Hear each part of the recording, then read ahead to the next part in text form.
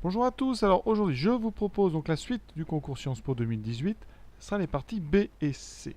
Alors en partie B on va étudier bien, un polynôme du degré 4, on appelle c'est un polynôme ici bicarré, on verra pourquoi. On commencera par étudier un trinôme du second degré et sa factorisation. Et en partie C on utilisera les résultats de la partie B pour étudier une fonction ici, donc avec un logarithme. Donc on est parti, partie B 2x carré moins 4x plus 2. On vous demande tout d'abord donc de factoriser 2x carré moins 4x plus 2.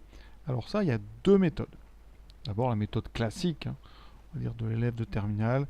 On prend les coefficients ABC, on calcule le discriminant et avec les racines, on trouve la factorisation. Donc on va commencer par ça. A égale 2, B égale moins 4, C égale 2. Donc delta B carré, donc ça fera moins 4 au carré 16. Moins 4 fois A fois C. Vous voyez que ça donne 16 moins 16, ça donne 0. Donc on est dans un cas particulier. Ce trinôme a donc une racine qu'on appelle racine double, racine unique, qui est grand X0, ça sera moins B sur 2A. Ici, moins B, ça fera moins 4, divisé par 2 fois, ce qui fera plus 4 sur 4, et donc on trouve 1.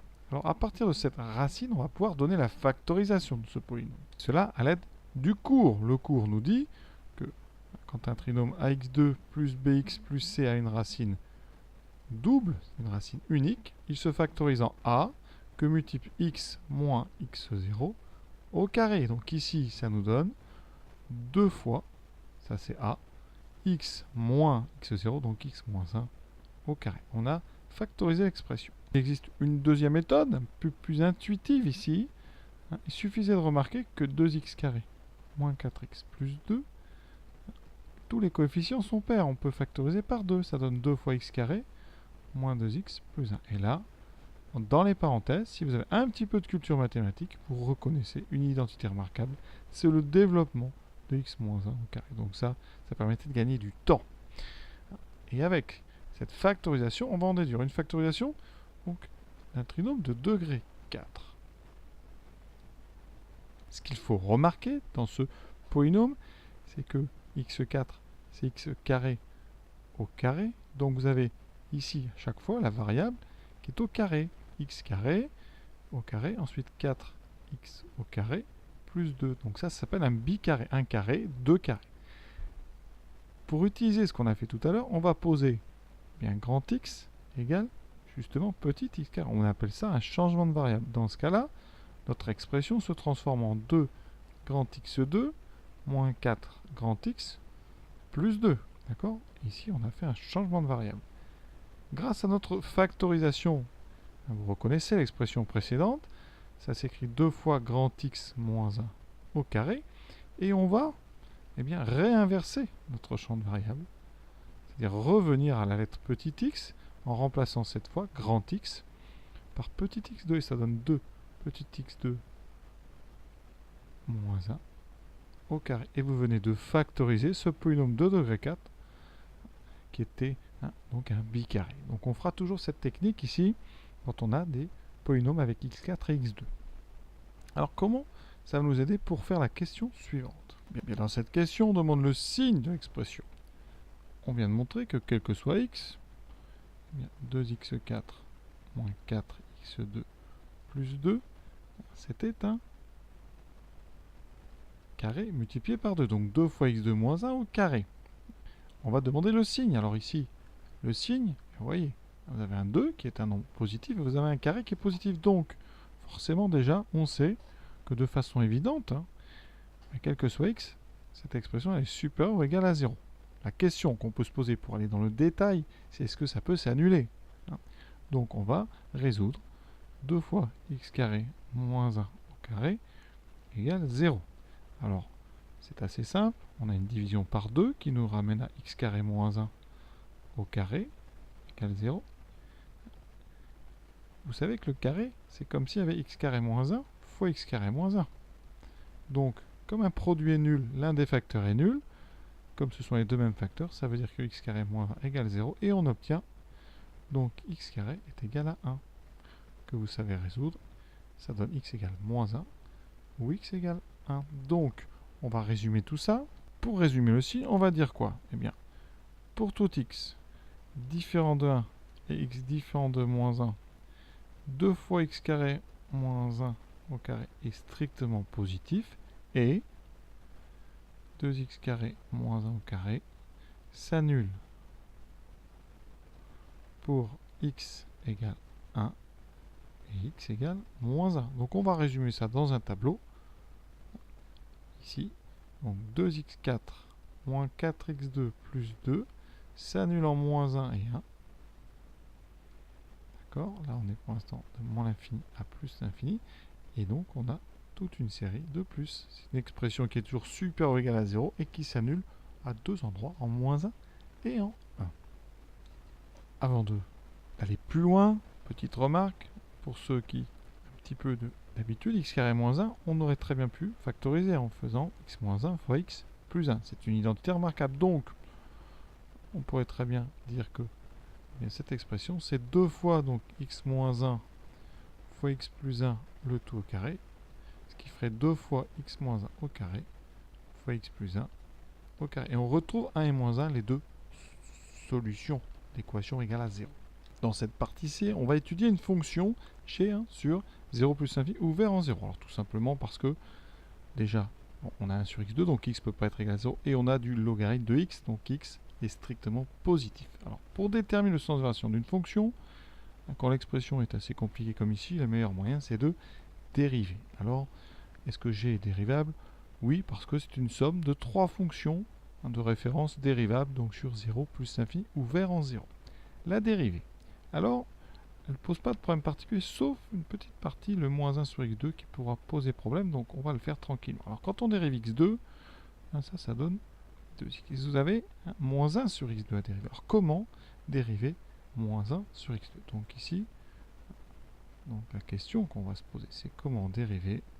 Donc la partie, ici, alors je vais l'appeler, on va dire h, la partie h qui s'écrit 1 sur x2. Le moins, on le rajoutera en dernier. Comment dériver 1 sur x2? Première technique, c'est de connaître tout simplement le cours et savoir que les dérivées des fonctions inverses des puissances, donc les dérivées de 1 sur xn, il y a une formule qui est moins n sur x puissance n plus 1. Donc si j'applique ça pour n égale 2, j'obtiens la dérivée de 1 sur x au carré, qui sera moins donc 2 sur x au cube. Donc je vais l'écrire tout de suite. N'oubliez pas qu'on le multipliera par ce moins, donc on aura moins 2 sur x3. Et il nous restera à dériver moins 4ln. Alors ça je peux le faire tout de suite, ça sera fait. On a donc moins 4 fois la dérivée de ln de x qui est 1 sur x. Voilà. Alors ça c'est pour ceux ici qui donc connaissent les dérivées des fonctions puissances quand elles sont dessous. Donc 1 sur x2, 1 sur x3, 1 sur x4, etc. Alors quand on ne sait pas ces formules ou qu'on les a oubliées, on peut toujours se débrouiller parce que h, vous voyez, 1 sur x2 c'est sous forme d'un produit. h de x, ça s'écrit donc u de x sur v de x avec u de x qui vaut 1 et v de x qui vaut x2. Donc on va dériver ça comme un quotient. La dérivée d'un quotient, on aura donc u'v moins u v' sur v carré. Alors ce qui est spécial, c'est que quand on dérive u', u c'est 1, donc u' c'est la dérivée de 1. Ça fait 0. Donc là, ça fait 0 fois v, donc fois x2, moins u, donc 1, fois v', la dérivée de x2, ça donne 2x divisé par x2. Et quand on regarde en haut, vous avez deux termes, et le premier terme va disparaître parce que c'est 0 fois x2, ça donne 0. Donc il vous reste, bien en haut, moins 2x sur x2 au carré, donc x4. Et en simplifiant par x en haut et en bas, qu'est-ce qu'il vous reste? Moins 2 sur x3. Donc on peut la retrouver cette formule, mais c'est quand même mieux de les connaître par cœur. Revenons à notre dérivée. Alors on va la mettre en forme, ça fait 2x, moins par moins ça fait plus, donc plus 2 sur x3, moins 4 sur x. Et maintenant on va tout mettre au même dénominateur. Ce dénominateur commun, ça va être x3. Donc j'aurai tout sur x3. le premier terme, 2x, on va le mettre dessous, on va rajouter x3. Donc en haut, je vais multiplier par x3. J'ai donc x fois x3, ça fera donc 2 fois x puissance 4. Plus le deuxième terme qui ne va pas bouger, plus 2. Et il nous reste le troisième terme, 4. Sur x qu'on va transformer en rajoutant dessous un x2 pour avoir x3. Donc en haut, je dois rajouter x2. J'ai donc au numérateur moins 4x2. Et en mettant un petit peu d'ordre au numérateur, j'obtiens 2x4 moins 4x2 plus 2. Et si vous êtes attentif, on a étudié le signe du numérateur dans la partie B. Seule petite différence, c'est que dans la partie B, on avait fait une étude sur R. Ici, on va se limiter à R plus étoile. Donc, je vais faire un tableau, ce sera beaucoup plus simple. Ici, on va commencer notre tableau en 0. On a une valeur interdite, voilà. Donc, on va mettre le signe de 2x4 moins 4x2 plus 2. Voilà. Première remarque, notre tableau, si on regarde le tableau de tout à l'heure, alors, je vais le refaire, on avait un tableau, donc qui était moins 1, vous aviez ça. Plus, plus, plus. Vous allez vous situer, pas sur l'intégralité de ce tableau, juste à partir de 0. Donc ici, on aura toute cette partie avec ici un plus, 0 plus. Vous êtes donc sur cette partie du tableau. Donc là, on va juste indiquer le 1 pour dire que ça s'annule 1 et on va mettre plus, plus. Donc, la fonction g, elle est comment? Plus, plus, elle est donc strictement croissante. Avec ici, la dérivée qui s'annule sans changer de signe. Donc on a ce qu'on appelle en 1 un point d'inflexion. Les conséquences de ça, comme la dérivée ne s'annule qu'une fois 1, g va être strictement donc, croissante sur 0 plus l'infini avec donc ce qu'on appelle un point d'inflexion pour x égale 0. C'est-à-dire que sur la courbe, vous aurez ce genre de choses ici. Vous avez la fin n'est pas bonne. Ouais, ici, vous avez au niveau de 0 une tangente horizontale, mais sans changement de variation. Maintenant, on vous demande de calculer g de 1. Alors g de 1, on remplace x par 1, ça donne 1 au carré moins 1 sur 1 au carré moins 4 ln de 1. Ça fera 0 moins 0. Donc ici, ça donne 0. Donc, dans notre tableau, on peut rajouter ici un 0. Alors, pourquoi ça nous permet de trouver le signe? Regardez bien. En général, vraiment, là, les tableaux, ça permet de bien comprendre. On a une fonction donc, qui est comme ceci. Ici, ça s'annule en 1. Donc, on peut rajouter, en fait, une ligne, ici, qui va donner le signe donc, de g de x. Ici, bien évidemment, en 1, ça fera 0. Et vu cette forme croissante, vous aurez moins 0 plus. Alors, si on doit le rédiger, on dit quoi? Bien sûr, l'intervalle 0, 1, fermé en 1, g est strictement donc, croissante. G de 1 égale 0. Donc, pour tous les nombres, pour tout x donc, appartenant donc, à 0, 1 ouvert, on aura g de x strictement négatif. D'accord? Je vais faire la suite en haut. Sur l'intervalle 1 plus l'infini, l'image de 1, c'est 0.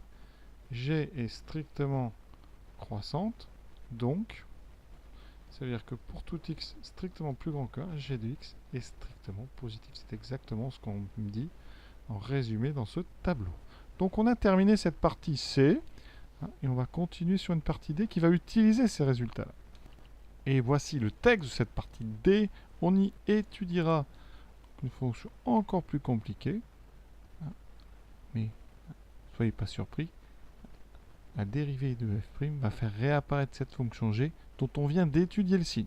On fera aussi des limites. Donc une partie intéressante. À très bientôt.